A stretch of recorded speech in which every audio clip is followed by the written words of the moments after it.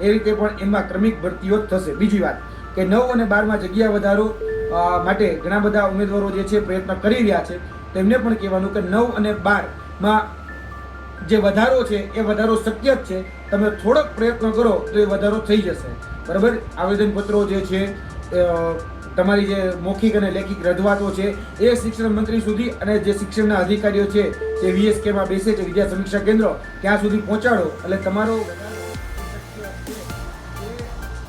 ટાટના જે ઉમેદવારો છે એ ટાટના ઉમેદવારો માટે હું આ વાત કરી રહ્યો છું કે 7500ની જે જગ્યાઓ છે એમાં વધારો એ થઈ શકે એમ છે.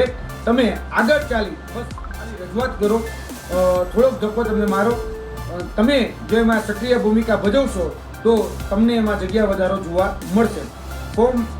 ફોર્મ ભલે આગળ પાછળ ભરાય, પરંતુ નિમણૂક પહેલા સરકારી શાળાઓની થશે.